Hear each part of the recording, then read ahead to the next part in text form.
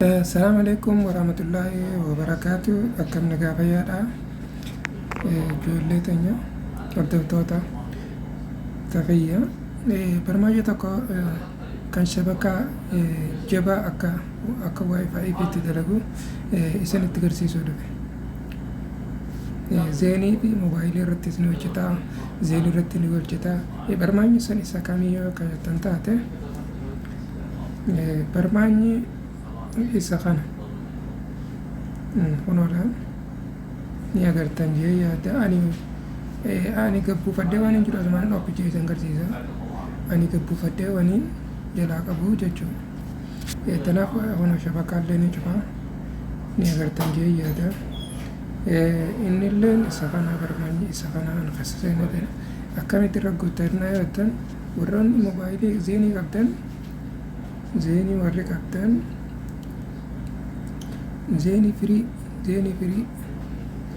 زيني فري رغايتني زيني فري أنا إسيتنا زيني فري إسيتنا رغايتني ورّي موبايلي تنيرتي أكسمتي موبايلينيس موبايلي أنا أسكتي جاتمي مال ورّي كرشي جاتم زيني فيسا قبدنيس ورّي موبايلي جاتمي فيسا قبدني ما تم موبايلي جاتمي تي فيسا قبدنيس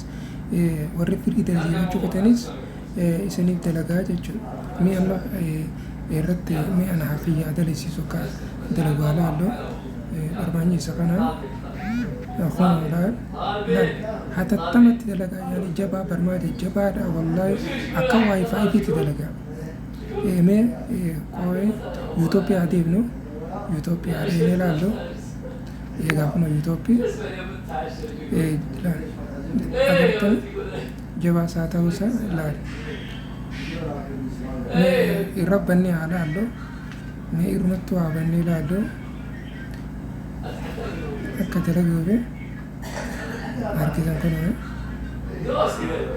so waa takka osoo turre dalagaa jechuudha agartan jee yaada beeksisan akka waan yeroo jira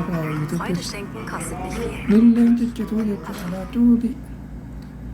akka wifi fitti dalaga jabaa akka wifi fitti jechuudha. Amma gara tiktok deemna tiktok keessa seenna tiktok keessas kun alaala xiqqoo wantiidhaaf akkasii liifii deemna liifii tiktok amaraate waa'ee kulloo haqee fattumaa goota irra jirtu. Harka liifii tiktokis xiqqishoo waan shabakaa biyyarraa shabakaa biyyaati bakka tana zeeniin hedduu xiqqishoo rakkoo mala baay'ee bareedaadha jechuudha. Agara akkanaa jechuudha.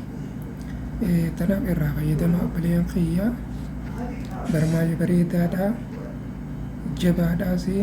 akka ajaa'ibaa jabaadhaa irraa fayyadamaadha isaniin jenna.